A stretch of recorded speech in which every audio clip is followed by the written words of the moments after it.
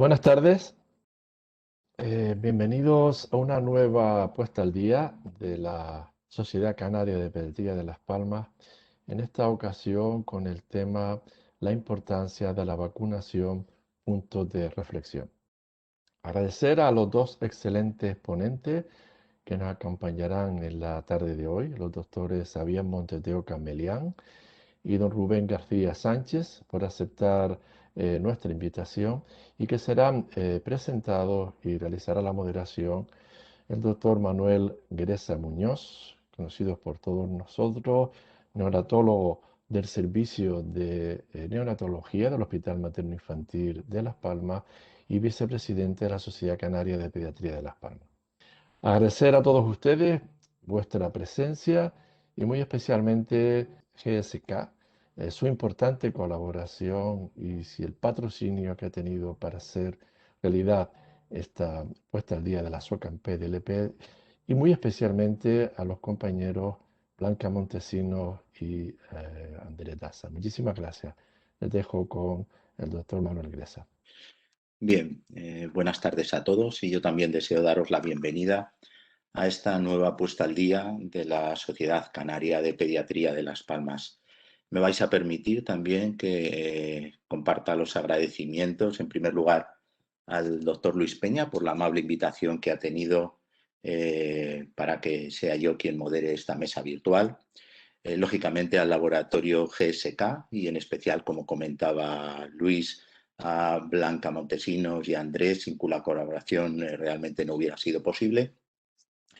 A los ponentes por un esfuerzo en preparar las presentaciones que estoy seguro que van a ser del mayor interés para todos y, como no, a todos los que habéis decidido participar hoy con nosotros.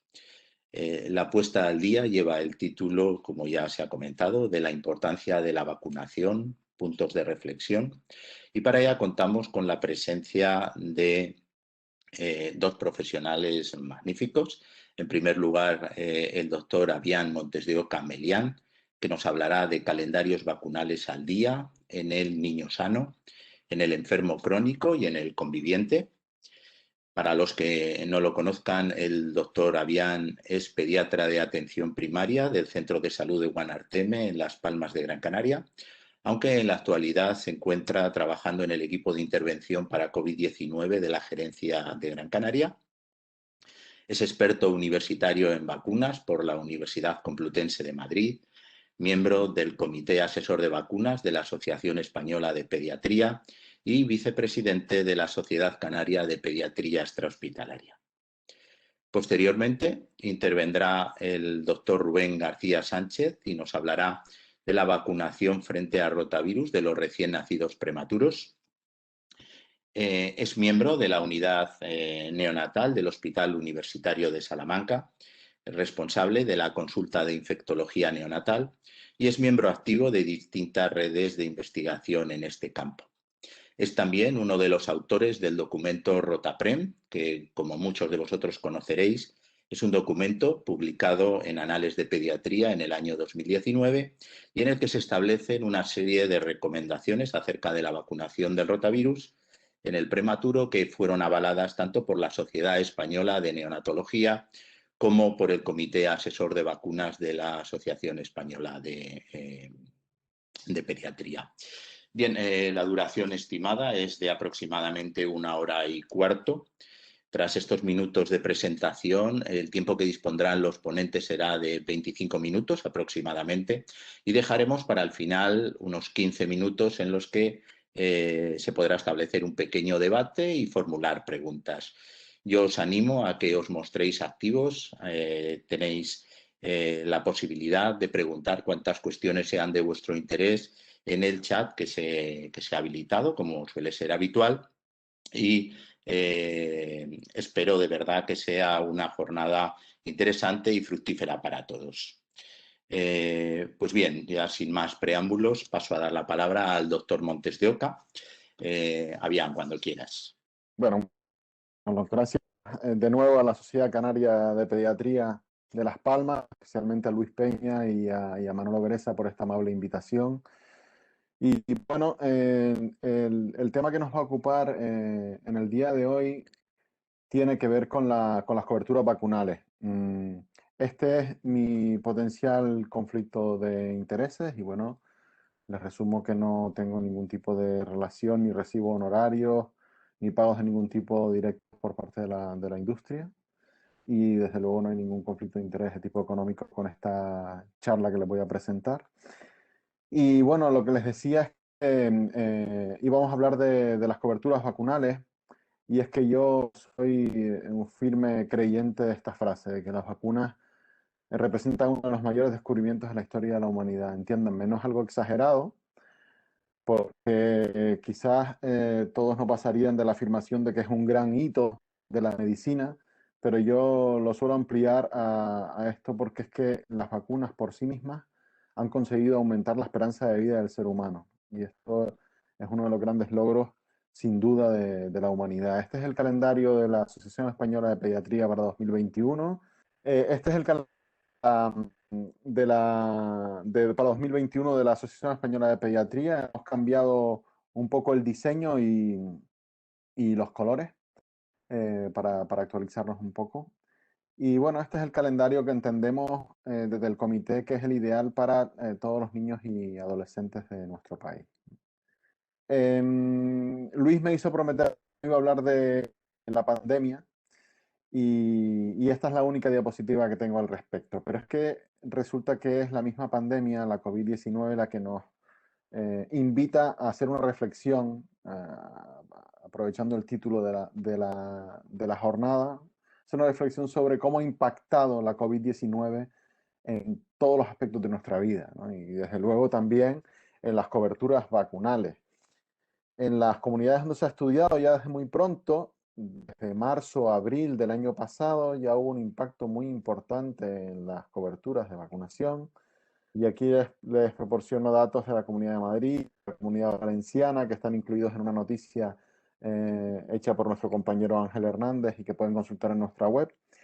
Y bueno, me gustaría presentarles datos de Canarias, ya que les hablo de Canarias, pero desgraciadamente no disponemos de ellos. Algunas de las sociedades científicas pediátricas los pedimos explícitamente a la Dirección General de Salud Pública allá por junio de 2020 y no los hemos recibido. Y el interés era básicamente intentar fomentar o defender o proponer estrategias o acciones de forma proactiva para intentar aumentar esas coberturas que seguro se han visto mermadas por la pandemia, por el efecto terrible de la pandemia. Por supuesto, me consta que los equipos de atención primaria, enfermería, de pediatras de atención primaria, han hecho un esfuerzo tremendo en sus cupos para aumentar estas coberturas y rescatar a niños que no hubiesen perdido sus oportunidades de vacunación durante el periodo duro del confinamiento, ¿no? Pero desde luego, si conociéramos el impacto de las coberturas en Canarias, tendríamos un aliciente más para intentar desde las sociedades científicas promover acciones con nuestros asociados en este sentido, ¿no? La charla vamos a dividir en tres aspectos, que no los tres van a tener el mismo peso. Y es que desde luego los niños sanos se han visto afectados por la pandemia y sus coberturas. Como digo, en Canarias desconozco exactamente cómo se habrán visto afectadas, pero seguro que se han visto afectadas y tendremos que recuperarlas, ¿no?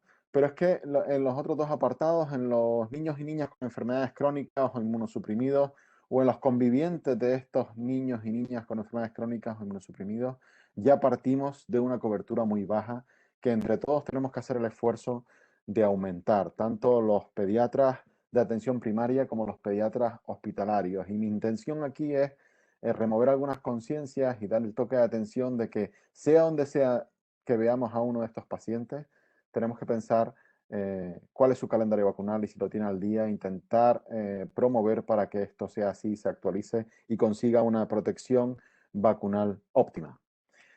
Bueno, una de las premisas es que, claro, para poder rescatar o poner o completar un calendario vacunal que se haya retrasado o que no esté completo, tenemos que disponer de vacunas y actualmente en Canarias, dolorosamente, eh, adolecemos de algunos problemas con los stocks, con los abastecimientos de algunas vacunas, ¿no? Tenemos problemas para poner la vacuna de varicela en mayores de 15 meses, hay problemas de rotura de stock o de falta de abastecimiento, al menos a los centros de salud de forma ocasional de vacuna VPH o el problema a nivel nacional que tenemos con la Neumo 23, ¿no? Y que desde luego, si no tenemos vacunas, no podemos actualizar calendarios vacunales, ¿no? Y desde aquí, pues quiero dejar este comentario y esta reflexión, ¿no? Una de las cuestiones principales que tiene que tener el gestor de la salud es garantizar que las vacunas para cumplir el calendario oficial infantil, infanto-juvenil o calendario para toda la vida deben estar disponibles, ¿no? Eso debe ser algo absolutamente básico. Dentro de los niños sanos, vamos a atender a grupos de niños que quizás su cobertura vacunal no sea la óptima a día de hoy. El primer grupo es pues pacientes o niños que no tengan sus vacunas al día como consecuencia de la pandemia, ¿no? Que tengan retrasos relacionados por este hecho.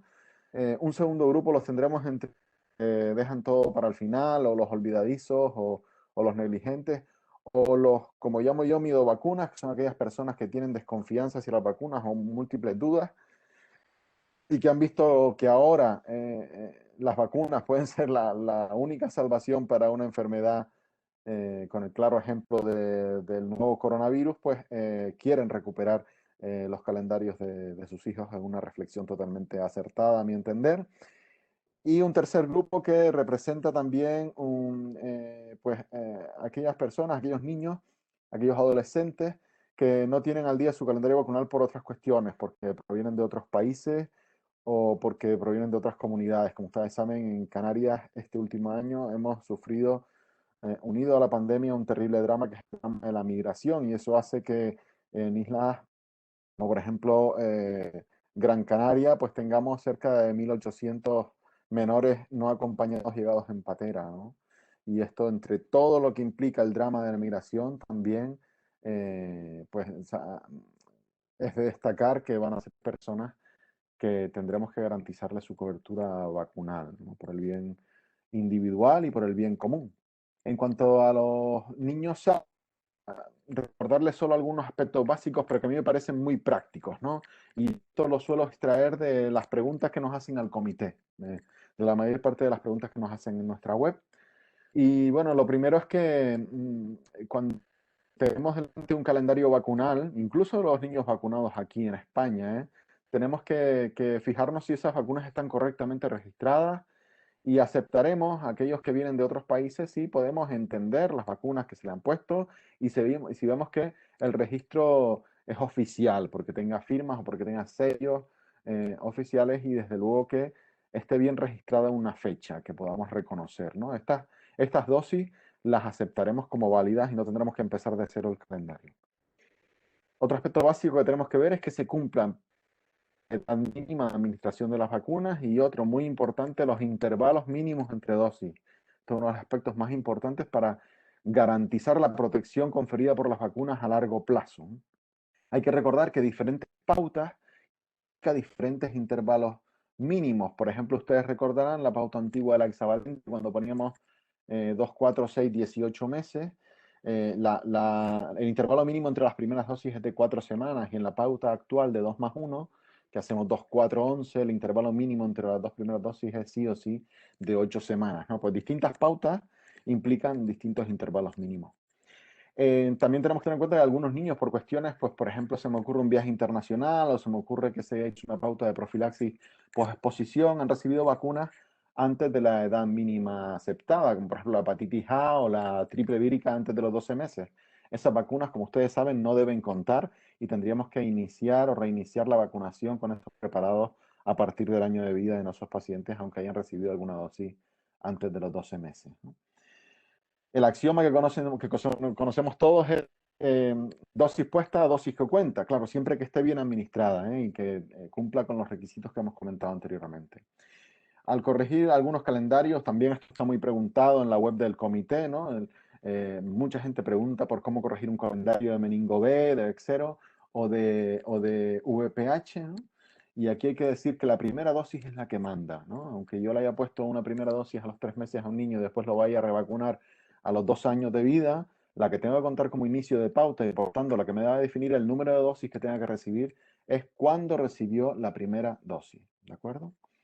Las autoridades sanitarias pueden avalar unos usos de vacunas fuera de ficha técnica y esto es un claro ejemplo en la intercambiabilidad de vacunas contra VPH, por ejemplo, que no están recogidas en ficha técnica, pero se aceptan por los organismos de salud pública en general.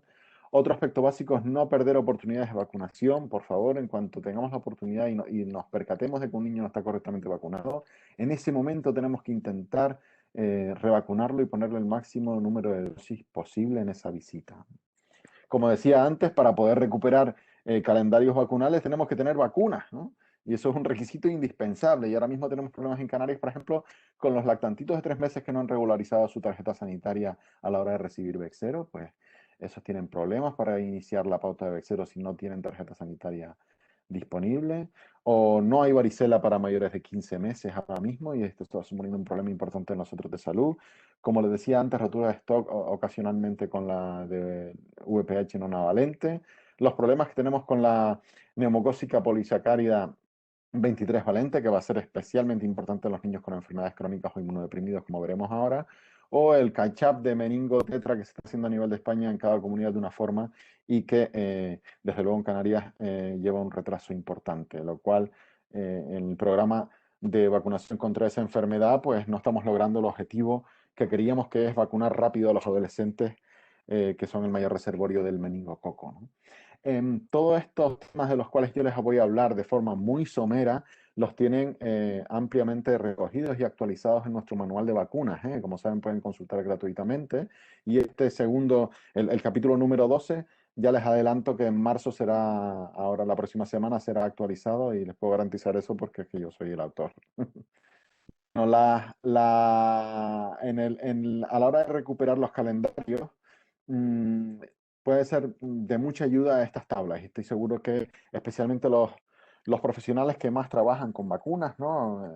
Especialmente en el ámbito de la atención primaria, pero también en aquellos ámbitos de la atención hospitalaria que se encarguen de vacunar a los niños y niñas con enfermedades crónicas o inmunodeprimidos, sirven de mucha ayuda porque son tablas que nos van a indicar las edades mínimas, los intervalos mínimos entre la dosis según la pauta y el número de dosis, por ejemplo, a recibir según la edad del niño y el momento en que empezamos a vacunarlo, ¿no? Estas tablas son de mucho interés y me consta que a todos nos resultan de mucha utilidad porque aunque nos lo sepamos, pues es fácil que no nos acordemos de todos los detalles y todos tenemos que consultarlas, aunque en general conozcamos esto, ¿no? Bueno, y sería deseable, ¿no? Que desde la salud pública nos hubiesen brindado estrategias para aumentar estas coberturas que seguramente están mermadas por la pandemia, pero bueno, esto no ha sido así. Así que me he permitido la licencia de proponer algunas, seguro que a ustedes se le ocurren muchas otras, ¿no? Por ejemplo, sería ideal que cada profesional tuviese un listado actualizado de los pacientes que tiene mal vacunados para poder llamarlos de forma activa o que las familias de niños y niñas que tienen vacunas atrasadas recibieran una notificación desde el Servicio Canario de Salud avisándoles de que tienen que ir a pedir cita para administrar tal o cual vacuna que tienen retrasada, ¿no? Desde luego, en cada cita que tengamos con nuestro paciente, en el ámbito de la primaria o la hospitalaria, tenemos que preguntar por las vacunas. Eh, eh, Acostúmbrese a hacer esto, ¿no? A preguntar por las vacunas y comprobar que tienen el calendario vacunal al día, porque es una forma de captar a esas personas que no están correctamente vacunadas. Y por qué no, preguntar también por el calendario de sus hermanos, si tuviésemos tiempo, ¿no? Y comprobar que los convivientes y que los hermanos tienen su calendario al día, ¿no? Luego aprovechar al máximo las oportunidades de vacunación, no posponerlas, en ese momento poner las vacunas y todas las que podamos. Y otra opción podría ser pues campañas televisivas o en redes sociales para animar a recuperar coberturas vacunales o tener una información continua de las coberturas en nuestra comunidad, en cada comunidad de España, en las intranet de los profesionales, para que los profesionales cada cierto tiempo, sería ideal mensualmente, por ejemplo, vean cómo avanzan esas coberturas o si no, o si están estancadas o de esta manera les despierta el interés por intentar recuperarlas. Bueno, vamos ahora de capítulo y hablaremos de los niños que tienen mayor vulnerabilidad, los niños con enfermedades crónicas y los niños inmunodeprimidos, los cuales desde luego, especialmente los inmunodeprimidos, tienen muchas más posibilidades de infectarse y de tener complicaciones graves, incluso la muerte como consecuencia de enfermedades infecciosas, muchas de ellas prevenibles mediante la vacunación. Antes dividimos a los niños sanos entre grupos y también vamos a dividir a los niños con mayor vulnerabilidad en tres grupos, ¿no? Por una parte tendremos a los niños con enfermedades crónicas, por otro lado a los niños prematuros y por otro lado a los niños inmunodeprimidos. De los prematuros no les voy a hablar nada porque Rubén les hablará posteriormente y solo una idea básica. Con los prematuros no retrasen las vacunaciones, los prematuros tienen que vacunarse según su edad cronológica y no su edad corregida. Esto es muy importante. Muchas veces se retrasa el inicio de la vacunación de los niños y niñas prematuros sin ningún motivo. Y estos menores, especialmente los menores de 32 semanas, o los menores de 32 semanas, tienen indicación financiada de vacunarse contra rotavirus y gripe. ¿Vale? El tema de la financiación de la vacuna contra rotavirus, después nos hablará un poco Rubén, pero es muy dispar en las diferentes comunidades de España. Y por último, los inmunodeprimidos per se, inmunodeprimidos por inmunodeficiencias primarias o secundarias como consecuencia de tratamientos o trasplantados, etc. Tengo que decirles que evidentemente no vamos a tratar en profundidad este tema, sino pasaremos someramente por encima de ellos y diremos algunos aspectos de especial relevancia, a mi entender, a destacar y de interés para el foro en el que estamos, que es de pediatras de atención primaria, profesionales de enfermería y pediatras de atención hospitalaria de otras subespecialidades distintas a la oncohematología o la infectología pediátrica. ¿Vale? No nos vamos a meter demasiado en profundidad. El Ministerio en el año 2020, en su publicación del calendario para toda la vida, también incluyó una tablita y, bueno, un texto de las recomendaciones de vacunación para las personas que tienen mayor susceptibilidad, enfermos crónicos o que tengan algún grado de inmunodepresión, ¿no? Y esta es la tabla, algo modificada por nuestro compañero del comité, Ángel Hernández, al cual le agradezco que me la haya cedido. Igual que con los niños sanos, vamos a nombrar algunos aspectos básicos. Bueno, los niños sanos en cuanto a las pautas, los intervalos mínimos, etcétera, ¿no? Pero bueno, aquí tenemos que hacer hincapié en que las vacunas para estos pacientes, para los niños más vulnerables, no son un riesgo habitualmente. Haremos una especificación con las vacunas vivas, pero en general los vacunamos para protegerlos y estos niños necesitan estar vacunados todavía más que los sanos si nos ponemos, porque tienen mayor riesgo a adquirir enfermedades infecciosas, ¿no? Hay vacunas contraindicadas en determinados sujetos, pero esta contraindicación puede ser en muchos casos temporal, ¿no? Y cuando disminuyan su grado de inmunodepresión, se les podrá administrar y tenemos que estar atentos para administrárselas, ¿no? Suele ser necesario el empleo de un mayor número de dosis o a veces comprobar la respuesta vacunal, ¿no? Y en algunos pacientes tendremos que usar vacunas que no son de uso sistemático, como por ejemplo la gripe anual o en pacientes que reciben tratamiento hepatotóxico, pues la hepatitis A u otros. Hay que protegerlos específicamente contra meningo y especialmente contra neumococo, como ahora comentaremos, ¿no? Usaremos pautas a veces y número de dosis de vacunas distintas a la de la población sana, ¿no? También tienen un capítulo al respecto en nuestro manual de vacunas, recientemente actualizado. Y, y bueno, quiero hacer especial referencia a dos vacunas porque los niños que tienen enfermedades crónicas tienen especial riesgo ante estas infecciones, ¿no? Está más que demostrado que aquellos que tienen algún tipo de enfermedad crónica, especialmente enfermedades metabólicas, enfermedades relacionadas con el sistema inmune, enfermedades neurológicas, tienen más riesgo de padecer gripe y sus consecuencias, tienen más riesgo de ingresar en una unidad de cuidados intensivos como consecuencia de la gripe. Y aunque la gripe después de la COVID-19 parece que haya desaparecido, pues pronto volverá, ¿no? Tarde o temprano volverá. Y conviene recordar que estos niños tenemos que vacunarlos contra la gripe, porque los niños, especialmente los inmunocomprometidos, está demostrado que excretan el virus de la gripe durante más tiempo y en mayor cantidad, lo cual también tiene su implicación a la hora de proteger a la comunidad, ¿no? Lo que les decía antes, a pesar de que está plenamente indicada en muchos de estos niños la vacunación contra la gripe, hay estudios en España, este concretamente hecho en Cataluña, donde demuestra que las coberturas son muy bajas, ¿no? En este estudio no llegaba al 24%, y esto no puede ser. Tenemos que entre todos conseguir que aumenten las coberturas vacunales en estos pacientes, ¿no? Bueno, también, no solo de gripe, sino también de neumococo quiero hablarles, ¿no? Porque es otro de los patógenos que tiene especial implicación o que se ceba especialmente en los niños con enfermedades crónicas especialmente los inmunodeprimidos, ¿no? Pero también en otros pacientes con enfermedad crónica, como los que tienen enfermedades renales crónicas, los que tienen enfermedades respiratorias, enfermedades pulmonares crónicas, se demuestra que tienen un mayor riesgo a sufrir las consecuencias del neumococo. Y también los prematuros, especialmente durante su primer año de vida, tienen un riesgo muy superior al resto de la población de sufrir una enfermedad neumocócica invasora, con lo cual es población también a proteger. Unas ideas claves de este capítulo: la protección contra la gripe y el neumococo que ya les he comentado, las bajas coberturas vacunales que les he comentado que tenemos que remontar, salvo que haya inmunodepresión, no hay contraindicación de ninguna vacuna, hay que tenerlo en cuenta. A veces usaremos pautas aceleradas antes de los tratamientos inmunosupresores, las pautas mixtas contra neumococo que ahora comentaremos y la hepatitis A en aquellos que reciban tratamientos hepatotóxicos. Bueno, en cuanto a los inmunocomprometidos, diremos también dos o tres cosas nada más. Diferenciaremos entre inmunodeficiencias primarias y inmunodeficiencias secundarias. A ver, estos pacientes son muy variables, muy diferentes y necesitan pautas absolutamente individualizadas. Y deben tener un enfoque dinámico, porque dependerá de la condición que les hace ser inmunodeprimidos, casi siempre tratamientos inmunosupresores, lo que nos haga administrar unas vacunas u otras, o que les hagan ser o que precisen algunas pautas u otras, ¿no? Con lo cual tenemos que tener la mente abierta y hacer enfoques dinámicos y absolutamente individualizados.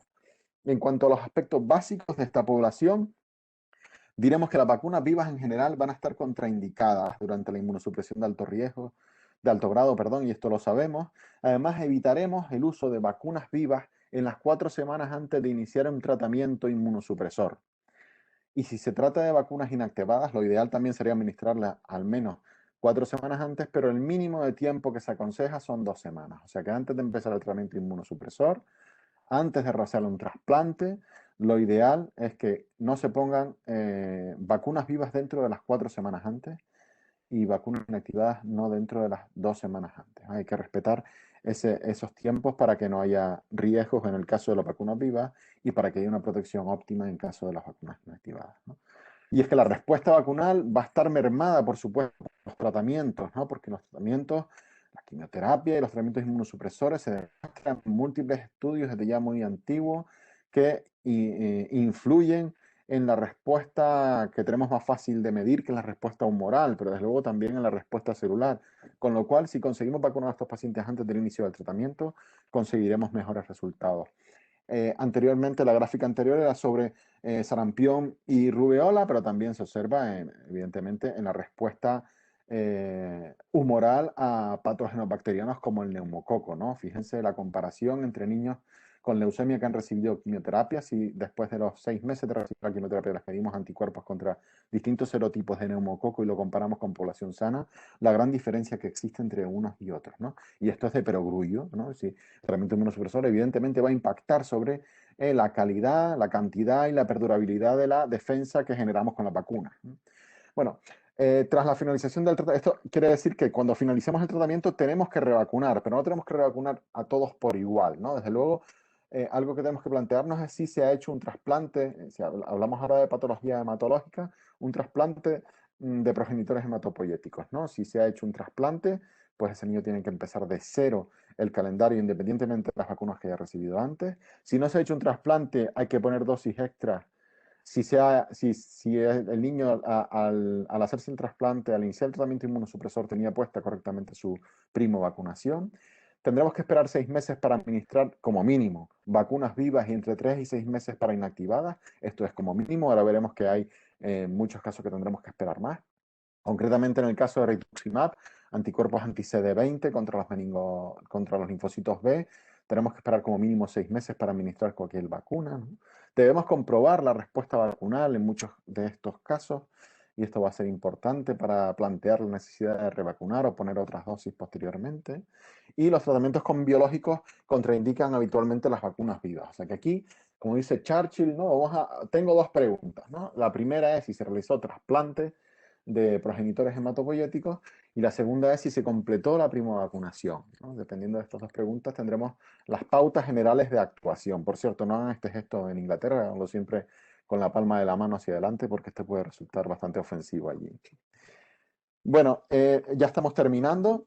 Un apunte nada más. A veces cuando decimos que tengan completa la primovacunación, ¿a qué nos referimos con la primovacunación? Pues la primovacunación nos referimos a las vacunas que ponemos inicialmente en las pautas, por ejemplo, 2+1, 3+1, las que ponemos en el primer año de vida, que son las dosis iniciales de la pauta vacunal y que después reforzamos a los 11 o 12 meses, ¿no? Pues esas primeras dosis son las que conforman la primovacunación y en el caso de las vacunas vivas solemos otorgar el término de primovacunación, aunque exactamente no es así, a las primeras dosis, ¿no? En las vacunas vivas realmente se ponen 2 dosis porque no hay una respuesta del 100% a la primera dosis y con la segunda dosis intentamos recuperar a las personas que no han hecho una respuesta total en la inicial, ¿no? Bueno, siguiendo con los aspectos básicos, diremos que muchas veces tendremos que usar vacunas no sistemáticas en esta población, en los inmunocomprometidos, ¿no? Es fundamental la vacunación de los convivientes y lo diremos al final. En la radioterapia, aunque no la nombremos, pues seguimos las mismas directrices que con la quimioterapia. Y caso especial son los trasplantados, ¿no? El trasplante de órganos sólidos y en el trasplante de progenitores hematopoyéticos es importante conseguir una inmunización óptima antes del trasplante. Sería ideal tanto en los pacientes como en sus convivientes, ¿no? Las vacunas vivas en el trasplante de progenitores hematopoyéticos no se pondrán antes de los 24 meses después, según el grado de inmunodepresión que tengamos y la presencia o ausencia de H, y no podremos usarlas en el periodo post-trasplante de órgano sólido casi siempre por la terapia inmunosupresora que tiene. También tenemos capítulos en nuestro manual que les animo a consultar cuando tengan casos específicos, ¿no? Y hay que tener en cuenta que la evidencia de la vacunación en inmunodeprimidos se basa sobre todo en estudios de inmunogenicidad, no de efectividad, ¿no? Los grados de inmunosupresión son diferentes según el tratamiento que recibamos. Esto es imposible aprendérselo. Es bueno saber dónde está esta tabla que está en nuestro manual y parte de la guía HITSA de 2013, ¿no? Y para conocer qué significa una inmunosupresión de alto grado, que habitualmente es la que nos va a impedir poder poner vacunas vivas, ¿no? Estos pacientes, por supuesto, tienen un riesgo mucho mayor de sufrir, como hemos dicho, enfermedad neumocócica invasora y tenemos que hacer pautas especiales con ellos. Lo que llamamos pautas mixtas. Bueno, primero, la vacunación tiene que iniciarse cuando sabemos que es un paciente que tiene cierto grado de inmunodepresión o que tienen enfermedades crónicas. Cuanto antes mejor, ¿no? No dejar avanzar la enfermedad. Y como hemos dicho, antes del trasplante o antes del inicio del tratamiento inmunosupresor. En los menores de 1 año se usan, o en los pacientes que vayamos a revacunar, usamos esquemas 3+1, y el que usamos habitualmente en el calendario sistemático de estos pacientes, ¿no? Usaremos 2 dosis de vacuna neumocócica conjugada 13 valente si no han recibido 2 dosis en el primer año. En los niños entre 2 y 5 años usaremos 2 dosis de la 13 valente y 2 dosis de la 23 valente polisacárida separada por 5 años. Y en los niños mayores de 6 años usaremos una dosis de neumocócica conjugada 13 valente y 2 dosis de polisacárida separadas también por 5 años. Ideas clave, me quedan 3 diapositivas. La pérdida de la protección tras la inmunodepresión de alto grado que producen los tratamientos, la contraindicación de las vacunas vivas durante o en las 4 semanas previas a que se inicie esa inmunodepresión, la extrema vulnerabilidad que tienen estos pacientes ante las enfermedades infecciosas. Tenemos que revacunar después de la terapia inmunosupresora con distintas pautas, distintos regímenes según sea el caso, individualizando. La gripe tetravalente es muy importante en estos pacientes. Recuerden que usaremos vacuna de la gripe inactivada, idealmente tetravalente, y pautas mixtas contra neumococo. Y la hepatitis A en aquellos que hayan recibido tratamiento hepatotóxico, potencialmente hepatotóxico. Con esta población tenemos una serie de retos y es que cada día hay más niños supervivientes, afortunadamente, del cáncer y con enfermedades crónicas que tiran para adelante. Tenemos unas coberturas que son mejorables y tenemos que conseguir aumentarlas. Hay que tener en cuenta que tenemos que combatir los retrasos en completar las pautas vacunales, especialmente en los prematuros, pero también en los enfermos crónicos y en los niños inmunodeprimidos, que suele causar cierto temor, ¿no? a profesionales y a familiares el hecho de recibir vacunas. Hay también a veces temor al empeoramiento o la aparición de brotes, especialmente en enfermedades reumatológicas, por ejemplo, con la vacunación, y esto no está demostrado para nada. Hay que vacunar a esos niños y demostrar el valor que tienen estas vacunas en estas poblaciones, ¿no? ¿Qué estrategias podemos emplear? Pues, de nuevo, comprobar el estado vacunal en cada visita es muy importante. Ahora nos dirá Rubén que es importante vacunar contra rotavirus en los prematuros ingresados que cumplan criterios sin esperar que salgan del hospital. El envío de SMS a las familias, como comentábamos antes, también en esta población. Luchar contra los mitos y resolver las dudas en torno a la vacunación de estos pacientes. Estas vacunas son un beneficio y no un riesgo, ¿no? Asegurar la optimización de calendarios de los hermanos y otros convivientes. Aprovechar al máximo las oportunidades de vacunación, no posponer y agrupar vacunas. Integrar la formación en vacunas en el currículum de los residentes de pediatría. Esto es especialmente importante, y tener una adecuada coordinación en estos pacientes entre la atención primaria y la hospitalaria para garantizar el mejor grado de inmunización posible, ¿no? Dos palabras en cuanto a los convivientes, también hay un capítulo al respecto en nuestro manual. La razón de ser es que muchos de los pacientes inmunodeprimidos van a tener una contraindicación de recibir vacunas vivas. Tenemos que y desde luego también pueden tener una menor inmunogenicidad tras la vacunación, y queremos conseguir una protección indirecta vacunando a sus familiares y convivientes, ¿no? El estado vacunal de los convivientes tiene que ser preguntado también en cada visita, y tenemos que conseguir que sea óptimo. ¿Para qué? Para proporcionar una protección indirecta del paciente especialmente vulnerable. Y esto no solo compete a las familias, también compete a los sanitarios, ¿de acuerdo? La vacunación, ¿y qué vacunas están recomendadas en los convivientes? Desde luego la vacunación anual contra la gripe, que es especialmente importante en los que conviven con enfermos crónicos o con inmunodeprimidos menores de 6 meses de edad, porque no pueden recibirla directamente. Deben tener su calendario vacunal al día con 2 dosis de triple vírica. Ojo que muchos adultos tienen solo una. Vacunación contra la varicela si no la han pasado. Solo están contraindicadas en los convivientes la vacuna oral frente a la fiebre tifoidea y la polio oral, que no existe en España, y la otra se usa solo para determinados viajes. Hay que tener algunas precauciones con la vacuna de rotavirus, pero se puede administrar, y en caso de exantema rara vez ocurre tras la vacunación de varicela. Y la hepatitis A y B en convivientes de pacientes de riesgo, especialmente los trasplantados. Y bueno, no se me hagan los locos, porque esto también va por ustedes, ¿de acuerdo? Todo el personal sanitario tiene que estar correctamente vacunado por el interés propio y el de los pacientes a los que cuidamos. Bueno. Pues buenas tardes a todos. Dar, como no puede ser de otra manera, las gracias a la organización, en este caso al doctor Peña, por su amable invitación a participar en esta, yo creo que interesante jornada. Como no, también dar las gracias al doctor Gresa por su amabilísima presentación inicial, y a todos los que están en sus casas o donde corresponda escuchándonos, pues agradecer también el interés por el mundo de las vacunas, que como decía Bian, pues es apasionante y es importante que la gente esté concienciada, y veo que hay un nutrido grupo de personas que así lo están. Y también, no puede ser de otro modo, dar las gracias a las casas comerciales que están ayudando en que todo esto salga adelante. Bueno, pues como habrán visto en el programa, me corresponde hablar de vacunación frente a rotavirus en pretérminos. Y básicamente la charla se va a centrar en ello, pero va a tener algunos aspectos un poco diferenciales, porque creo que el rotavirus puede dar más juego que solo hablar de vacunación en pretérminos. Seguro que estarán pensando otra vez tener que escuchar una charla de rotavirus. Esto es más repetitivo que Verano Azul, que lo reponen cada verano. Bueno, pues pese a que lo crean, pero yo les invito a que mantengan los ojos bien abiertos, porque posiblemente escuchen algunas cosas un tanto novedosas y quizás no sea una charla de rotavirus como las previas, porque bueno, parecido no es lo mismo. Así que les invito a que sigan con atención la charla, porque yo creo que sacarán algunas ideas de interés. Para empezar, y que sea un poco más dinámico, les planteo este juego. Esta imagen corresponde a un videojuego de cuando yo era niño, como ven, con una resolución fabulosa.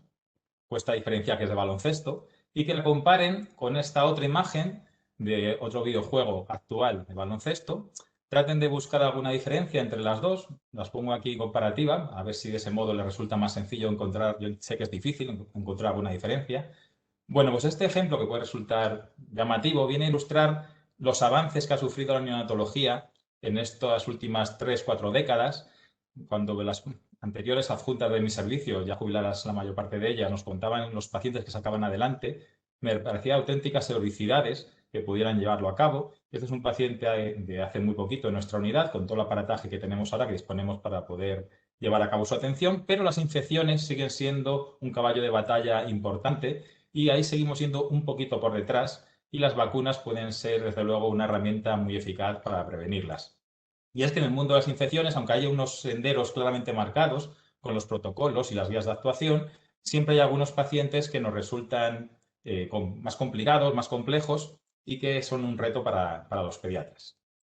Entrando ya en harina, en el tema que nos ocupa, del rotavirus, la diferencia que hay entre este niño, que desde luego da ganas de darle un mordisco en el moflete, o estas otras imágenes, estos otros niños bastante más maltrechos, simplemente se diferencian unos de otros de que los segundos han sufrido una infección por este agente que se describió en la década de los 70, el rotavirus que todos conocemos.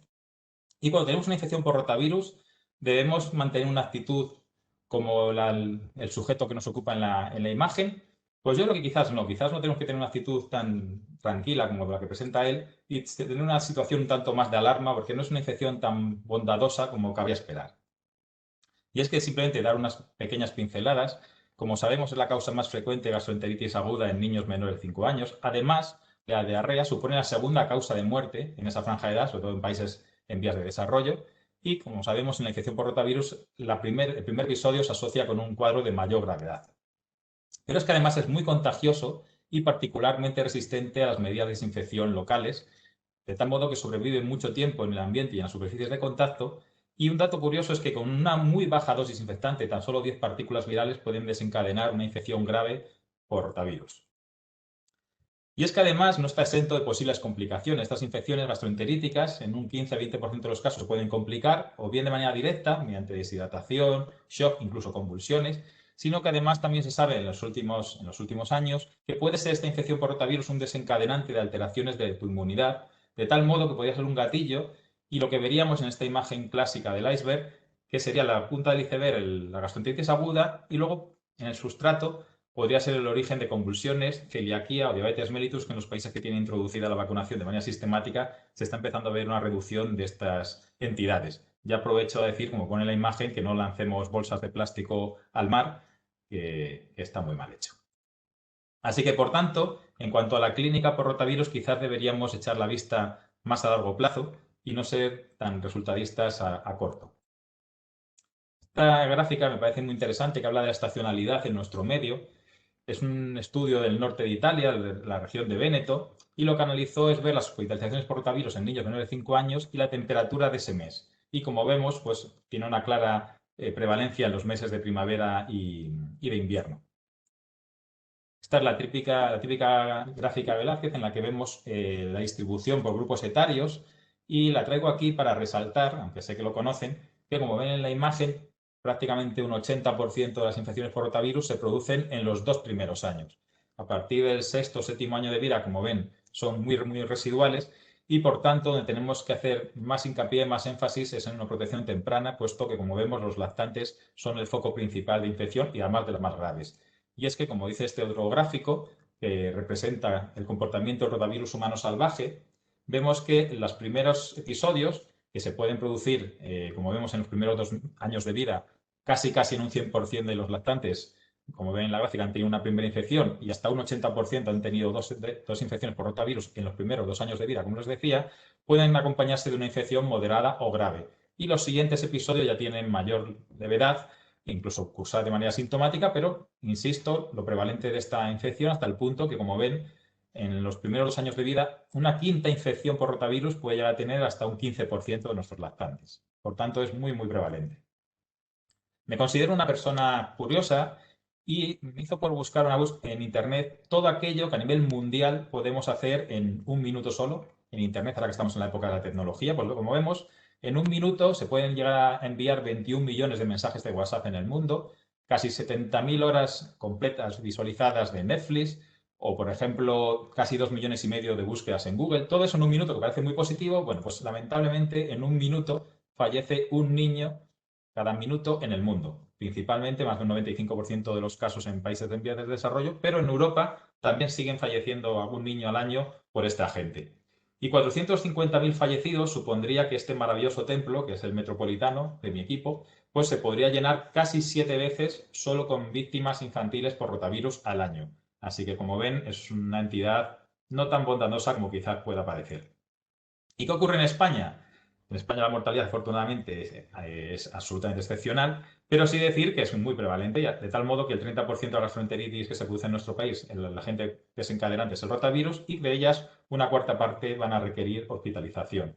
Hace un año hice una revisión de los 10 previos en nuestra unidad, en pediatría, en nuestro servicio, y hice una revisión de todos los ingresos que ha habido por rotavirus y vemos que la estancia media era de 4 días, no es poca cosa, con un pico de 12 en un paciente, y con una edad media de un año. Y si tenemos en cuenta que había un paciente de 13, que puede desviar mucho los datos, pues que la media de un año significa que la inmensa mayoría, como les decía anteriormente, de los niños afectados son lactantes. Pero es que además esto supone unos costes sociosanitarios que en el caso de rotavirus son muy llamativos, pues el absentismo laboral, de tal modo que simplemente por costes de ingresos hospitalarios, costes directos, no hablo de costes indirectos, por costes directos en España suponen 28 millones de euros los ingresos hospitalarios por rotavirus. 28 millones de euros, que me imagino que alguno de los que están escuchando esta charla se llevará las manos a la cabeza, porque realmente es mucho, pero claro, si tenemos en cuenta que Joao Félix a los del Atleti nos costó 130 y nos parece barato, pues eso sería otro debate de cómo la sociedad también tendría que hacerse mirar estos distintos parámetros. Además, el rotavirus es un causante de transmisión nosocomial muy importante, de tal modo que es el principal agente de diarreas adquiridas en el hospital y un 20% de los niños que se van de alta con diagnóstico de gastroenteritis por rotavirus la han adquirido durante el ingreso en el hospital y además esto va a prolongar mucho la estancia. Y aquí quiero hacer una mínima llamada de atención y es que el rotavirus puede ser un agente que va a colapsar aún más nuestros servicios de urgencias y en plena época de coronavirus, que ha invadido totalmente el mundo, pues que aún nuestros servicios de urgencias o de centro de salud puedan verse agravados por cuadros como rotavirus, que sí que son prevenibles, pues también es un dato a tener en cuenta. Bueno, hasta ahora les he presentado lo sé, soy consciente, un espectro un tanto apocalíptico. Vamos a verter un poquito de luz y en este sentido comentarles que con el paso de los años algunas patologías, algunas enfermedades infecciosas en nuestro país pues han incrementado exponencialmente su volumen, como puede ser, por ejemplo, la enfermedad de Chagas por la inmigración. Otras, en cambio, por más décadas que transcurren, pues se mantienen siempre estancas con la misma prevalencia, como puede ser toxoplasmosis o citomegalovirus. Y otras, en cambio, se han visto disminuidas drásticamente, como puede ser la rubeola o VIH, y también algunas otras patologías. ¿Gracias a qué? Pues gracias, lógicamente, a nuestra medida preventiva o medida defensiva principal, que no es otra que las vacunas. Y esto no lo digo yo en el caso del rotavirus. En el caso del rotavirus, ya en la década de los 80, la Organización Mundial de la Salud abogaba porque hubiera una vacunación frente a este agente, y a ella se sumó el CDC americano, la ESGAN, la Sociedad Europea de Infectología Pediátrica y, por supuesto, como no, el Comité Asesor de Vacunas de España. Como sabemos, no voy a entrar en grandes matices a nivel de vacunas, pero como sabemos disponemos de dos vacunas que si se fijan en la imagen pues son bastante parecidas, pero no idénticas. Son similares, pero tienen sus matices, tienen sus diferencias, pero en este punto tengo que dejar claro que lo que sí les puedo garantizar que ambas son muy seguras y muy eficaces. Pero claro, decir que estas dos vacunas las que disponemos son seguras y eficaces quizás sería una obviedad y para obviedades pues no hemos venido aquí a estas horas. Así que vamos a dar algún dato más. En ese sentido, como saben, la vacuna monovalente es virus vacunal de una cepa humana, de rotavirus humano, la G1P8, mientras que la pentavalente se constituye de 5 resultantes de rotavirus humano bovino, conteniendo cada uno de ellos una única proteína humana. Les decía que son muy eficaces y es que por ficha técnica, aquí tienen todos los serotipos, esto es ficha técnica de ambas vacunas. Estos son todos los serotipos frente a los que por ficha técnica recogida hacen frente tanto por un lado la vacuna monovalente Rotavirus como la vacuna pentavalente Rotatec. Como ven, tienen un espectro muy llamativo. Como ven a nivel mundial en este gráfico, son multitud, 105 países ya, los que tienen la vacunación sistemática frente a rotavirus incluida en su calendario vacunal, en distinto color según sea con la vacuna monovalente o la pentavalente. Y lamentablemente, si se fijan en la imagen, pues España aparece en gris porque a día de hoy no está incluido en el calendario vacunal. Luego haremos un comentario al respecto un poquito más adelante.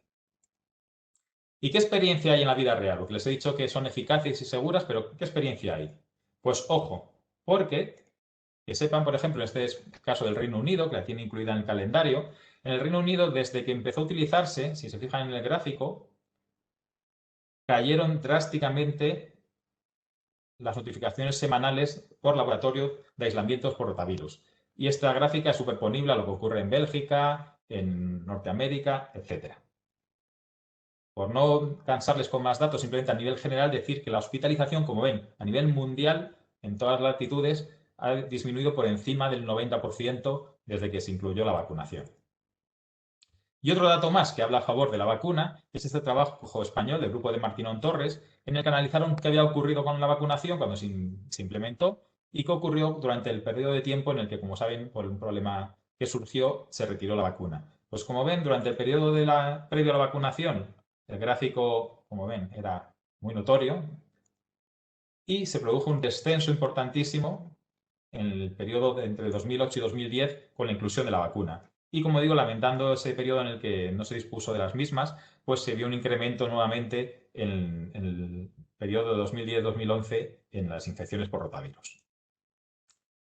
Aquí les hablo de serotipos, etcétera, y quizás es complicar mucho las cosas, porque yo creo que en vacunación frente a rotavirus, por lo que les contaba en las diapositivas iniciales, de lo prevalente que es en lactantes, habría que ser más claro, quizás más sencillo, y decir que lo importante es la protección temprana, porque nuestros lactantes van a ser los que más se van a poder afectar por esta patología. Y en ese sentido, la protección temprana, pues lógicamente, como tenemos aquí el esquema de vacunación de ambas pautas, ya digo, igual de eficaces y seguras, pero sí que es cierto que cuanto a la protección temprana, lógicamente, con la vacuna monovalente, que son 2 dosis, pues la vamos a alcanzar antes. ¿Y por qué no existe la vacunación universal en nuestro país cuando les he comentado que es algo que se hace en la mayoría de los países? Pues el motivo es el siguiente. En el año 2006, el Ministerio de Sanidad se descolgó con este comentario que alegaba que debería ser indicada para poblaciones de riesgo y a su entender en España no había población de riesgo como tal. A eso el Comité Asesor de Vacunas, con mucho tino, contestó que si no quieres taza, pues taza doble. Y si ellos consideraban que no existía grupos de riesgo en nuestro país, el Comité Asesor de Vacunas abogaba porque todos los lactantes están en riesgo de producir o de padecer una infección por rotavirus grave y, por tanto, todos eran población de riesgo y, como digo, solicitaban esa vacunación universal que a día de hoy aún no se ha conseguido. Y entrando ya en la parte última de la charla, en la que me voy a centrar en los pretérminos, como se pueden imaginar, una infección por rotavirus en un niño como este, Cristian, que es un paciente de nuestra unidad, de 23 semanas y 3 días, no llegaba ni a 550 gramos, pues se pueden imaginar que un niño de este calado, pues una infección por rotavirus le va a comprometer mucho más. Está en lo cierto, y es que ya en los años finales de los 90, el año 99, Newman, en Pediatrics, publicaba esta tabla en la que analizaba los distintos factores de riesgo para la hospitalización por gastroenteritis aguda por rotavirus. Y vemos que de todos ellos, el que tiene una ratio más elevada sería un peso inferior a 1.500 gramos. Con mucha diferencia, el peso bajo sería el que más se iba a relacionar con una infección grave por rotavirus. Otra de las dudas que se suscita es si la respuesta inmune en los pretérminos ante una vacunación en ese rango de semanas de gestación va a ser igual o va a ser menor. Pues en este trabajo que se hizo con la vacuna monovalente, que incluía diversos países, entre ellos España, lo que se vio es que la tasa de seroconversión era muy, muy idónea con la vacuna monovalente, tanto en prematuros precoces como en los prematuros tardíos. ¿Y qué ocurre dentro de las unidades de neonatología? Si hay un brote, o si es que es posible que haya un brote, que ahora lo veremos, ¿esto supone un riesgo importante o es algo casi anecdótico? Bueno, pues aquí hago una llamada de atención, puesto que las infecciones por rotavirus son el brote epidémico, la cuarta parte de los mismos, por infecciones víricas en las unidades de neonatología, son debidas a esta gente, así que no es algo tan anecdótico. Este trabajo me gusta mucho, que se hizo durante 12 años en una UCI neonatal de tercer nivel de Holanda, en Utrecht, y analizaron todos los aislamientos y infecciones víricas que habían tenido durante ese periodo de 12 años en su unidad y vieron que rotavirus era el causante de un 15% de las mismas y que, como digo, no es algo excepcional. Por tanto, los pediatras, los neonatólogos en este caso, estábamos ahí en la balanza, en un platillo veíamos las notables bondades y beneficios que podía tener vacunar frente a rotavirus a todos los lactantes, pero en el caso que nos ocupa a los prematuros especialmente, pero en otro platillo estaba el riesgo de si se hacía en el periodo correspondiente, como ha dicho muy bien Avian previamente, hay que hacerlo según la edad cronológica, podría corresponderles dentro de la propia unidad de neonatología y qué ocurriría si eso iba a suponer un riesgo para el resto de los niños que estuvieran ingresados. Pues bien, supongo que la inmensa mayoría de los que estén conectados conocen este documento, pero para los que no sea así, pues brevemente le hago un resumen y se lo presento. El documento Rotapren, que presentamos, Avian y yo fuimos dos de los autores de este documento, y son las recomendaciones para la vacunación frente al rotavirus de los recién nacidos prematuros. Y como digo, ha sido un trabajo en equipo, me ha correspondido a mí hablar al respecto, pero cualquiera de los autores, que luego les diré quiénes han sido, pues podría haberlo llevado a cabo. El documento se lo voy a resumir, si lo digo, les invito a que lo lean si no lo han hecho, tiene bastante más extensión, pero bueno, haciéndole un breve resumen de los distintos epígrafes, uno de ellos es la eficacia y la seguridad de la vacunación frente a rotavirus y qué resultados hay en prematuros. Como digo, les hago un breve resumen. Por ejemplo, este trabajo, un ensayo clínico, cuyo objetivo era la monogenicidad, más de 1000 pretérminos, con 2 dosis de vacuna monovalente, en este caso, versus placebo, y vemos que la seroconversión en el grupo control fue muy elevada y sin apenas efectos adversos, incluso en este caso menores que en el grupo control, por tanto fue bien tolerada. Un trabajo similar con 2070 pretérminos que lo que hacía era ver las reducciones tanto de las visitas a urgencias como de hospitalizaciones con 3 dosis de vacuna pentavalente en este caso. El documento es muy ecuánime en este sentido. Y vemos que la reducción de visitas a urgencias y de hospitalizaciones prácticamente se redujo a casi un 100% en ambas, sin apenas efectos adversos. Este me interesa especialmente, es un trabajo americano, porque se hizo con pretérminos con patología intestinal, por todo ese riesgo de imaginación, etcétera, que todos conocemos. Pues estos eran niños pretérminos con patología intestinal asociada, se hizo con vacuna monovalente, estos 15 niños que se analizó, y se vio que una respuesta inmunológica muy buena y que se toleró bien, que era fundamental en este caso. Este otro trabajo, el trabajo de Van Gogh francés, analizaba 217 pretérminos vacunados con la vacuna pentavalente en este caso, y vemos que hay una franca reducción en el número de hospitalizaciones y también bien tolerada. Y por último, este americano, que era un estudio retrospectivo, que analizaba qué había ocurrido con más de 1,5 millones de vacunaciones en niños de todo rango de peso, normal, bajo y muy bajo, y vemos que la reducción de hospitalizaciones en los 3 franjas, tanto los de peso normal como los de peso muy bajo, superaba el 90% y sin efectos secundarios. Casi sin casos de imaginación intestinal registrados en todos estos estudios de los que les he hablado. El segundo epígrafe sería la diseminación y transmisión del virus vacunal en niños prematuros. ¿Y qué posibilidad de brotes habría si se hace dentro de la propia unidad?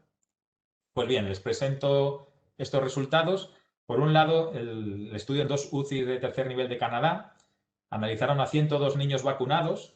Cada uno de ellos se consideraba que tenía unos 8 o 10 niños alrededor ingresados, por tanto casi analizaban 1000 niños y no hubo brotes epidémicos, se hicieron controles en heces, etcétera, y no se dio aislamientos, no hubo ningún brote epidémico. Hubo este otro trabajo en una UCI de Estados Unidos con 96 prematuros vacunados y también ellos tenían mayor tasa de ocupación, ellos sí que consideraban unos 10 congéneres por cada uno de los vacunados y tampoco hubo brotes epidémicos. Por tanto, la transmisión horizontal del virus vacunal, aunque se puede potencialmente pensar en ella, no ha sido documentada como tal. ¿Y qué opinan las sociedades científicas al respecto? Pues bien, tanto la Sociedad Europea de Infectología Pediátrica como el Comité Asesor de Vacunas del Reino Unido, o como el Asesor de Vacunas de Australia, o como el Comité Asesor de Vacunas de la Asociación Española de Pediatría, se muestran favorables para proceder a la vacunación del pretérmino. ¿Y qué precauciones habría que hacer en el caso de que, como digo, por sus semanas de vida correspondiera hacerlo dentro de la unidad si aún continuaban ingresados? Bueno, pues ahí sí que habría que tener precauciones en cuanto a una especie de aislamiento de contacto, con un estricto lavado de manos. Atención principalmente al momento del cambio de pañales, que voy a ser un momento un poco más crítico, como digo, un lavado profuso de manos. Y un dato importante, estas medidas habría que mantenerlas 2 semanas, de tal modo que si el niño se fuera de alta en ese periodo a su domicilio y reingresara por el motivo que fuere, durante ese periodo de 2 semanas, habría que mantener las medidas higiénicas durante el ingreso hasta completar esas 2 semanas. Y aquí hago un apunte, y es que las manos son el principal mecanismo de transmisión de infección nosocomial, como todos conocemos. Y esto no lo digo yo, ya el CDC hace muchos lustros dijo que la higiene de manos salva vidas, ahora está muy de moda afortunadamente con el tema del coronavirus, a ver si se queda para siempre. Como dato final, como colorario final de nuestro documento RotaPrend, decíamos que, por tanto, con toda esta evidencia, se recomendaba que todos los recién nacidos menores de 32 semanas de edad gestacional al nacer, siempre que su condición clínica lo permita, reciban la vacunación frente a rotavirus sin retrasos, incluyendo su administración mientras estén hospitalizados, si así fuese necesario. Este documento tuvo bastante recorrido, como digo, se presentó en la Sociedad Española de Neonatología en mayo de 2019 y en septiembre salió esta publicación, ahí estamos los autores, Javier Álvarez, Susana Ares, Celia Díaz, Avia Montes de Oca, servidor, Héctor Boix y David Moreno, y como digo, salió publicado en Anales de Pediatría, y así como la administración muchas veces hace oídos sordos a este tipo de llamadas de atención, en este caso tenemos que alegrarnos porque sí que el Ministerio de Sanidad cogió el guante y en noviembre, 2 meses después, salió la nota que incluía el calendario vacunal de rotavirus en los niños pretérmino. De manera, como digo, financiada. Ahora el objetivo principal sería que se hiciera extensivo a todos los lactantes.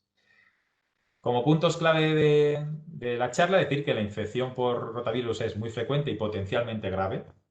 que las vacunas son muy seguras y eficaces, que es lo principal que tienen que llevarse, que los prematuros son una población especialmente vulnerable, sería necesaria la vacunación universal, una vez alcanzada en pretérminos, pues hacerla extensiva a toda la población, y que la vacunación temprana es un aspecto fundamental. Así que cuando veamos un niño que esté comprometido, como el de la imagen, por una infección de este tipo, no hagamos, como diría el genial Forces, del que me declaro fan absoluto, pues no hagamos mirar hacia otro lado, no entremos en zona de mirar a otro lado. Y si he movido alguna conciencia de alguien de los oyentes que estuviera con cierto recelo o con alguna duda sobre promover la vacunación frente al rotavirus, pues bueno, me doy por satisfecho. Y es que no debemos quedarnos dormidos, pero realmente las vacunas, como dice el genial Woody Allen, van a ser un futuro, que es lo que nos interesa el futuro, como dice él, pues va a ser un futuro más alentador con las mismas. Y aquí ya a modo final, sí me gustaría hacer un mínimo apunte con el tema de los antivacunas. Habían también hablado al respecto de la importancia de estar comprometidos con la vacunación, y los antivacunas son una lacra, y una lacra que tiene altavoces muy potentes, y que nosotros a veces los que promovemos las vacunas, quizás en ese sentido nos quedamos un poco para atrás porque podríamos utilizar los mismos, las redes sociales, Twitter, etcétera. Ellos tienen altavoces de los que se utilizan y se benefician con mucha frecuencia, y quizás nosotros, yo simplemente soy de una peña del Atleti, somos 500 y en el chat nunca he puesto vacunad a vuestros hijos de rotavirus. Quizás tendríamos que ser un poco más hábiles y utilizar las herramientas de las que disponemos para hacerles frente y no vernos en situaciones como ocurrió en Nueva York, en la que hubo esos brotes de sarampión y vemos aquí al alcalde, vacuna en mano, animando a la gente a que por favor se vacunara. Y es que los antivacunas pueden ser una moda pasajera, como pueden ser estas, pero hay que hacerles frente. Y en ese sentido yo creo que tenía que hacer era ilustrarse un poco, y esta vacuna para antivacunas creo que sería el pilar fundamental para que cambiaran de opinión. Y es que debe ser un trabajo en equipo el que tenemos que hacer, porque como digo, las vacunas tienen, como vemos en la imagen, efectos muy, muy, muy beneficiosos y sin apenas efectos secundarios. Así que todo el mundo a vacunarse. Y hay que pensar en la prevención, que es un aspecto, como dice esta imagen, fundamental. Muchas gracias, o al menos tres, y les mando un saludo desde la preciosa Salamanca. Bien, enhorabuena, Avian, enhorabuena, Rubén. Creo que ha sido dos charlas excelentes, muy claras y que nos ayudarán a mejorar nuestra práctica clínica diaria. Vamos un poquito justos con el tiempo, entonces voy a pasar a transmitiros algunas de las preguntas que queríamos cuestionaros. En principio, para el doctor Montes de Oca, ante un padre de un niño receptor de un trasplante de hígado que nos confiesa que no ha pasado la varicela y no recuerda si fue vacunado de la triple vírica, ¿puede como conviviente de un paciente oncológico recibir vacunas de virus vivos? ¿Debería de guardar algún tipo de aislamiento frente a ese niño inmunodeprimido en caso de recibir la vacuna tetravírica? Bueno, comentado, los convivientes de los pacientes inmunodeprimidos no solo pueden, sino que deben estar correctamente vacunados, ¿no? Y ello incluye también las vacunas vivas, no hay que tener temor, ¿vale? El único, digamos, la única precaución que habría que tener ahí es que si tras administrarse varicela al padre pues desarrollara un exantema, algo que ocurre de una forma muy rara, ¿no? Si eso fuese así, tendría que separarse del niño mientras dure el periodo de exantema y estén todas en fase de costra. Pero yo digo que eso es una cosa muy infrecuente, con lo cual no hay contraindicación de vacunar con vacunas vivas a los convivientes. Al revés, hay indicación. Muy bien, te hago una más y quizá luego las vamos alternando con Rubén. ¿Cuándo puede administrarse vacunas a una niña afectada de leucemia linfoblástica aguda a la cual se le ha practicado un trasplante de progenitores hematológicos? ¿Debería de reiniciar el calendario vacunal aunque hubiera completado la primovacunación antes del debut? Como veíamos en la imagen de Churchill, si ha habido un trasplante de progenitores hematopoyéticos, tiene que reiniciar el calendario, ¿de acuerdo? ¿Y cuándo puede reiniciarlo? Pues los que tienen un trasplante, bueno, aquí va a depender si es un trasplante halogénico o es un trasplante autólogo, ¿no? Desde luego el halogénico implica un mayor periodo de inmunodepresión, más riesgo de AIDS, ¿no? De enfermedad injerto contra huésped, y esto condiciona la vacunación. Pero se podría empezar a administrar las vacunas, especialmente contra los gérmenes capsulados, porque estos pacientes después del trasplante pierden sus anticuerpos contra los antígenos polisacáridos, ¿no? Entonces, especialmente contra hemófilus, contra neumococo, contra meningococo, tan pronto como los 6 meses después. Todas las inactivadas las podría recibir a partir de los 6 meses. Y las vivas, como dijimos, tendríamos que esperar, pues para la triple vírica al menos 18 meses y para la varicela 24 meses, ¿no? Entonces sería un poco, dependiendo después ya cada paciente, por supuesto, ¿no? Muy bien.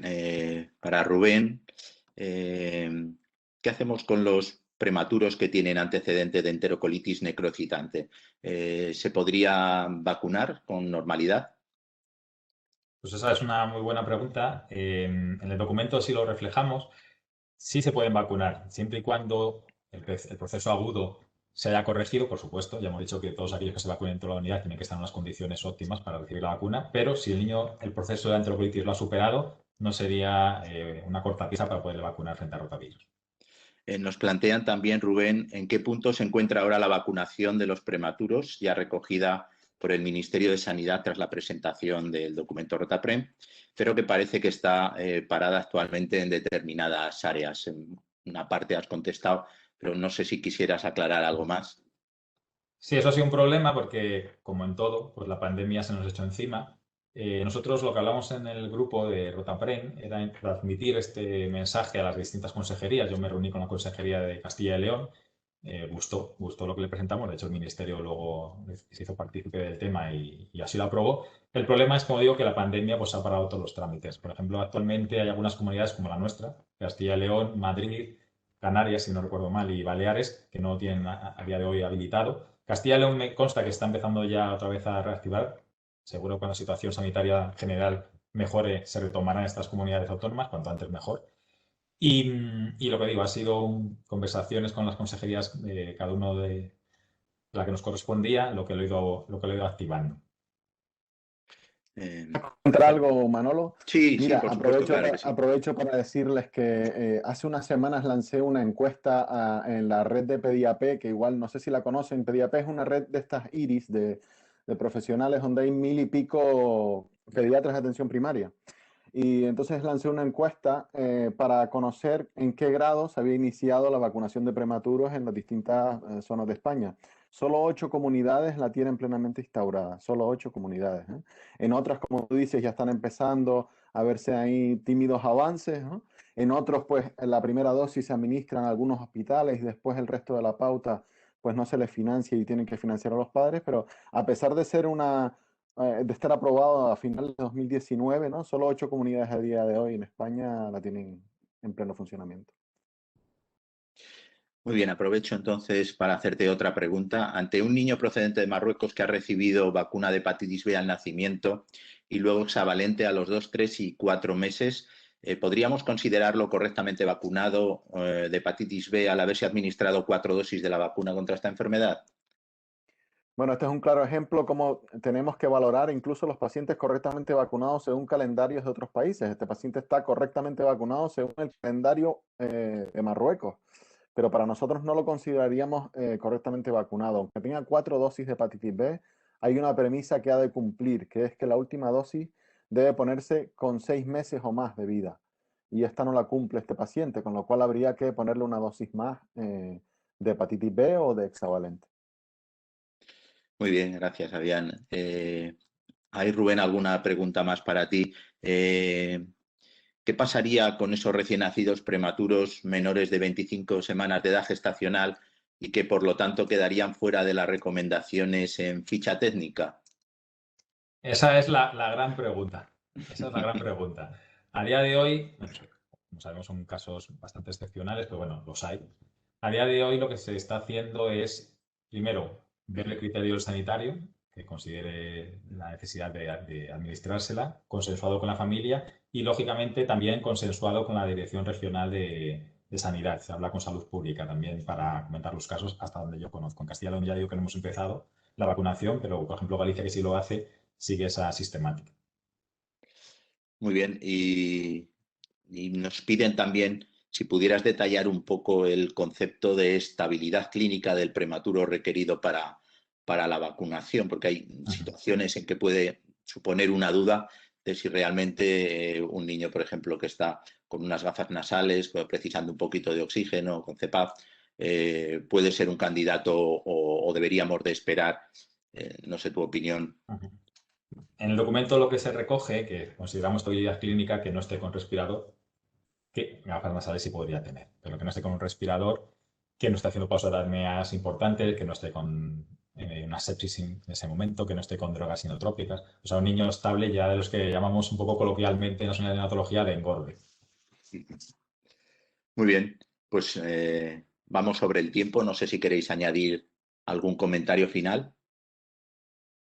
Mira, Ha el sido un tema placer.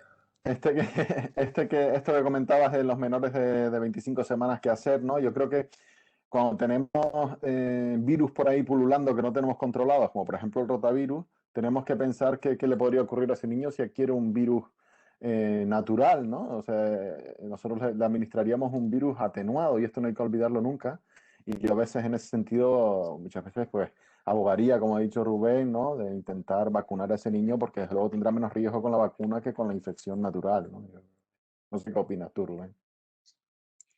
Totalmente de acuerdo. Pasa que sí que es cierto que en esos parámetros que ya se pasan de las semanas recomendadas en los documentos, sí que se tiene que tener en cuenta la opinión de los padres y del sanitario. Pero Por nosotros, por supuesto. ejemplo, cuando empecemos a hacerlo ya por fin en nuestra comunidad, en nuestro servicio tenemos claro que también se le va a ofertar y creemos que habría que hacerlo, que habría que vacunarles. Sí, sí, totalmente de acuerdo. Evidentemente, yo creo que las cosas irán por ahí. Incluso algunas recomendaciones internacionales no precisan ya y simplemente hablan de menores de edad gestacional, menos de 32 semanas. Y, lógicamente, la opinión de los padres en este caso, en que la ficha técnica no la recoge, siempre es importante. Muy bien, pues daros las gracias a todos por vuestra participación. Creo que ha sido una sesión excelente. Y emplazaros para las próximas puestas al día de nuestra sociedad. Buenas noches a todos y muchas gracias. Muchas Un gracias. saludo muy.